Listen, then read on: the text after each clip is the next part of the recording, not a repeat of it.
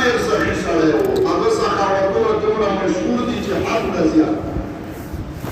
عبدالله ابن عباس په علم کې مشهور و احادیثو تفاصیلو کې عبیدالله ابن عباس متعلق پر معاویه صاحب ویلي چې عربو ته یې سخاوت طریقه عبیدالله ابن عباس وښوده یو کال نه کشف عبدالله ابن عباس او تا به دومره خبرې نه یې اورېدلې ځکه کسان خو ډېر دي یو نوم داسې په احادیثو کې راځي او هغوی ته الله شهرت ورکړي لکه عبدالله ابن عباس ډېر مشهور ده او عبیدالله ابن عباس دومره مشهور نه ده کتابونو راخیستې ده وی د ورځې به روزانه یو اوښ حلاله اسانه خبره ده که د پلار ورته وویل چې بچیا د ورځې اوښ حلالوې نو د شپې څه ګناه کړې د پلار ته داسې به یو اوښ به یې د ورځې حلاله او یو به یې څه کوو یو به یې د شپې حلاله یو اوښ دی وایه د ورځې او یو د شپې یو ځل په لاره کې چا باندې هغه څه مسافر ورغی داسې کوچانو باندې او دوی ډېر لوړ دم کړو عباس رضی الله عنه خپل هم لوړ دم او دا بچي هم لوړ دم او ښایسته او د عباس اورور چې د ابولهب سم داسې سکروټه غوندې وبلېده دومره ښایسته او سوس ابولهب خو ایمان پکې نه و مټ شو بغیر له ایمان او عباس بیا ایمان راوړی صحابي ده نو دا زوی د عبیدالله ابن عباس یو ځل په لاره باندې روان دی او مېلمه شي زه مېلمه مسافر ورغلی په یو ځای شپه به ګرې خامخا چېرته مسلې چې ولیده چې چا په کور خیمه وغیره باندې هغه د مسافر ده هغه ښځو ته وایي چې ډېر قدرمند مېلمه ده او یې ته به د ښه قدر وکړو وایي چې څه قدر به وکړې تا سره دي څه تا سره دي څه وی ولې دا ګډه چې کومه ده څه شی ګډه دا مونږ حلاله وکړه وی داسې وکړه چې اول دې دا لور حلاله کړه بیا دا ګډه حلاله ستا د لور رزق خو په دې کې ده نو ښځې په خپل شوده نه لرل بعضې ښځې اوس وچې غوندې شودونه نه لري نو پېډلې وېډلې او د ماشومانو راکولی او یا مو له پیزا او یا ګډه مو ورته حلې وه وی دا خو دې رزق ده او دا چې حلاله کړه خو زموږ رزق هسې د پلته باندې ووه وی چې هر څه کېږي نو دوی دواړه په دې لانجه دي او عبیدالله ابن عباس خواته ناسته ایوړي هغه صحابو زمانې کیسه ده لږ سل کاله وړاندې چې په بعضې خبرې خلکو نه واورې ساده زندګي و حالات ما ته داسې کمرې معلومې دي چې هغې کې به ټوله فیملي دوه درې واده کړي په یوه کمره کې او په هغې کې غټ غټ کندوان د خټو دا به پکې غټ غټ لرګي بکسونه او داسې نیمې یو څه حصه به او ګوجه به وه هغې به څاروي تړل څاروي باقاعده په یوه کمره کې تندور به هم پکې و د خاشاک وزرې به هم پکې و لس هغه پیغام کې لګېدلې مستلې پکې لګېدلې او بله به داسې نورې غوندې وي هغې له ملوکي وتل داسې دا ما ته یاد شو پکې اوسېدلی یم داسې څاروي به بیا سر ته اوچت که داسې چې دا خلک څه کوي کمره به دومره وه چې ژبې کې به ښه ګرمه وه داسې به ګرمه وه چې سمه به خلک په خیمو کې اوسېده دا مې خلک لیدلي چې یوه خیمه کې تنبور پېژنئ منځ کې لکه داسې لږه څه ایښي دي یو طرف ته یوه کډه بل طرف ته بله کډه یا به خپل وه او یا به بلدي غوندې وه هغه ورسره همسایه وه خیمه به یې ده وه چې هغه خیمه هم نه لرله داسې خلک ما لیدلي ما په سترګو ده پوه شوي په خبرو نو په دې خبرو کې سره خو سړی په زورور شو ګډه ورته څه کړه حلاله کړه سړی زورور شو او دې باندې غوښې مخې ووهلې ښې مزېدارې هغې سبا چې دی روانېده ورته نو غلام مو سره ده خادم نوکر غلام هلته وایي چې موږ سره څو روپۍ او ورته وایي چې یار موږ سره خو 500 دینار شته څومره سوالونه ورسره انتظامات دي خو صحیح سړی ده او سخیانو ته الله ورکوي سخاوتونه وکړي الله به یې درکوي انشاءالله وبه چې څوک سخاوت دی الله ورله مجرا دیرا بیټک فرش ضرب وغیره دا برابروي چې څومره سخاوت وکړو ورته الله لارې برابروي او چې نه کوي دا ګیلاس به مو نه وي ګیلاس که چا ونه ورکوي ګیلاس الله وایي چې ګیلاس به ورکوي بیټک میټک سوال نه پیدا کېږي نو مېلمانه چې څوک وایي پلاني ته ورځو مېلمانه دا خو بیټک نشته ناستې ځای نشته چېرته به کېږي نو خلک بیا نه ورځي همدې لپاره بعضې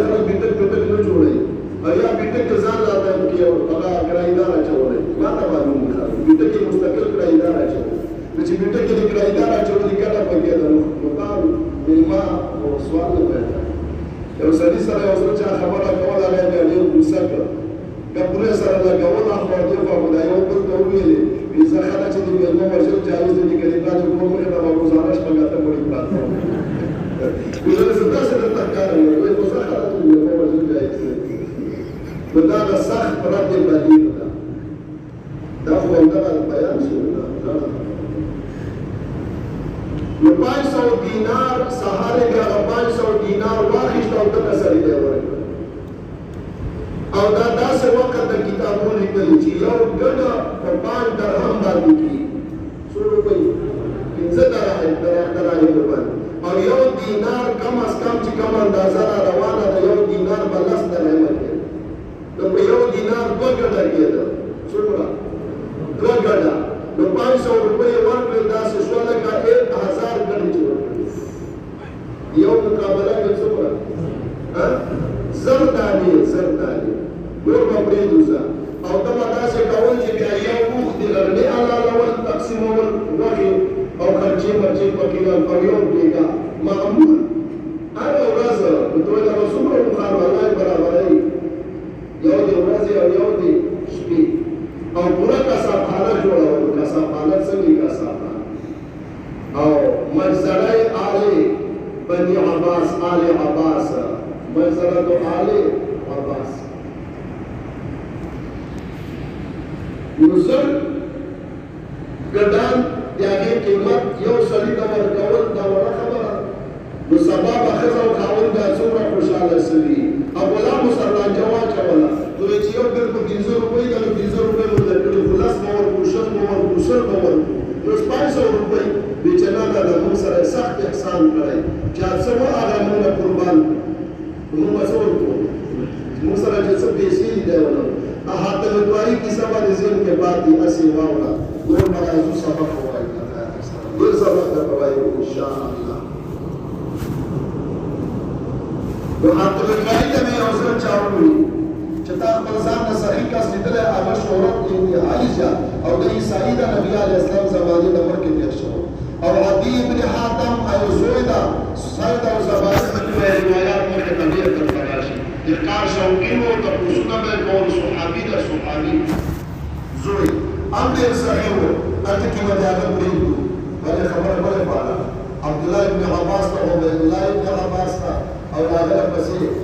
حاتم دواري ته ولاړی څه ورته شو نو وایي چې دا خپل ځان نه صحیح څوک لیدلی وایي چې ولې د ډېر دنیا صحیح او دا کړه یو سړی ده چې هغه وایي چې نه د ما په شان صحیح او بل څوک نه زما یو ځای کې وفات کې ډیوټي وه هلته یو مولانا و ما سره داسې لږ وخت کې ډېره مینه وکړه ډېره نو ما ته ویل زه تا له ډوډۍ کوم نو ما ورته چې مولانا مونږ د وفات طرف نه مدرسې والا ښه ناشته برابروي رمې ښه ډوډۍ ما چېرته هم په دې ډوډیانو کې دا نه دي ویلي چې ډوډۍ ښه ده یا بېکاره ده یا داسې داسې نه نه زه تیار بس ډېره خو خامخا خلک څه کوي بېنا زه بیا یوه ورځ ډوډۍ کوم بیا زه درته وایم چې زمونږ د سیند کبان ما ونیول چا باندې بیا به درته ووایم نو کبان یې برابر کړي وو او یو چرګ یې ملال کړی و څه شی ډېر چټک چرګ و دومره پتلون مې وکړلی او ډېر خوشطبعه سړی و نو ما ته ویل چې ته یو بل غټ چرګ و ما درته حلال نه کړی نو ما ورته چا بل حلال کړی و وایي چې دا هغه زناکاره و هغه به خپله قرآني لیکلی دا مې وایي چې خپله پسې ورکړه چې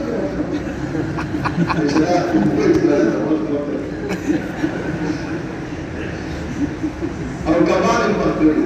نو د مدرسې مهتمم و او بیا چا وایي اما ته یې صاحب ته تپوس وکړه مولانا نه چې دنیا کې څو سخیان دي نو ما ورته وویل نو دا مهتمم دې خواته ناست و بل یې ما ته ویلې ما ورته چې مولانا نوم یې ورته واخیست موږ یې مشر او چې دنیا کې سخیان دي چې او چې دا مشهور سخیان څو دي چې څلور څو دي څلور نو ما چې کوم دي چې حاتم دواري او بل عثمان غني امیر سخي صحابو کې سخت سخاوتونه چې مشهور دي هغه د عبدالله ابن جعفر ابن ابي طالب کشرانو صحابو کې خو دومره سخي و چې هغه ټول ریکارډ مات کړی انتهایي سخي د نبي علیه بیا ما ته کله وایي زه درته واقعات ووایم عبدالله ابن جعفر ابن ابي طالب نو بیا ته وویلې چې سخیان څلور نو چې کوم دي حاتم طایي عثمان او بل دلته چې مشهور چلي سخیان صلاحان څه سخیان درې چې ویلې نو ما ته مو ته چې څلورم کله دا مو چې څلورم بیا راسه یم نو امرګونو وی چې یقینا صحیح ده او داسې څلورم نمبر کې یا پنځم نمبر کې سخیان دنیا سخیان نو حاتم طایي ته چا وویل چې ځان نه خپل ځان نه دې ښه سخي څوک لیدلی وي چې او ډېر یو مثال یو مثال زما په دې دوی قبایلو کې سفر وي نو هغه وخت سفرې دي د نبي علیه السلام زمانې نه مراد دي شپره باندې راغله اوس مثلا بارانونه یا بل څه نو چا سره مې خبر شو مسافر یم چا ځای راغله نو شپه مې راغله نو ګډې راغله څه شی ګډ او ډېرې ښې غوښې پخ کړې وي ډېرې ښې غوښې وایي دې ګډ دې د سر ماغزه یې پخ کړي وو پېژنئ او دا ماغزه چې د ښه پاخه شي دې سر ګډ له مزه کې ډېر څه برابرېږي بعض ځایونو کې پخوي بالکل ځان زه راوړم زه خپله راغواړم زه چې غوښه راغواړم کسان نه زه وکړم چې ماغزه در سره یا پکې واچوم او نن سبا غالبا ګران دي دې سر ماغزه به څو 400 आस पास तो दिक्कत को भी आदम रही है वो बड़ू की दिक्कत को जमाने को मौसम में के खाम मखान लगी दास बड़े मसला बने ना कि के पार नो ये नाम से पास करने वो नो को नो बाकी में जो खोलले बुखारी खालो बड़ा क्या ना होता से और सब सफर की भी मजल वो ये मौजूद है रमजान वकरा ذکر بیان کوم چې مقصد څه و دومره مغزي چې مضبوط سره یو نړۍ کې راته وایي تاسو بشو سره او خلک باندې باچا مړي تاسو چې باچا په پړې په باندې کولې البته څنګه هغه باندې وروسه راشه نو چې هغه کوم باندې پوه شو چې سړی له موضوع مزه ورکړه او ما له دې مزه راکړه هغه کنه تاسو کوم چې کاکاجي خوراک څنګه وو چې بچي ډېر مزیدار ما باندې پخلي وو خوراکونه خدا ماغزه په کې ډېر مزیدار وو چې ښه ماشاءالله بیلک ټیم چې تیرېده ډېر بلک کې ماغزه راوړو یا چې ټیم تیرېده یا مثلا ګندا دعا یا مثلا ناشتا غرما یا بل بل څه خو چې مغزو باندې ښه موټ بس پخوا راوړه خو چې ما کله دله روانګي وه کور مخې ته یو ځای بل ځای وینې پرتې دي پیژنئ حلالې شوي مو چې هغه ته کسبخانه ته رسېدي دا ده وایي چې دا کاکاجي دا پرېږده دا خبره مو چې دا مینې ولې پرتې دي ځای په ځای دا مثال حل کړي څه شي د کلي ځای ته دا داسې شاملات دي حلالې کړي وایي جانک ورته وایي چې زه یتیم یم پلار مې مړ او د پلار مې وایي چې سخي سړی پلار به ما ته 10 ګډان پاتې نو یو خو مې درته په طبیعت حلال کړی او ته دا موضوع خوښ شو نو بیا موضوع سره خو بل شان کار نه کوي نو ما دا نه هم نور هم تا ته حلال او د لسو واړو مغزه مې په تا وخوړل څومره 10 ګډان نو دا صحیح سړی ده او کشر الله نه تاسو باندې نو چا بیا حاتم طایي ته وویل چې دا بیا ورسره څه وکړه وایي ما ورته 300 روپۍ بیا ورکړه او 500 ګډانه څومره راځئ سبق ووایو نو د نبي علیه السلام سخاوت ته څوک هم نشي رسېدلی دنیا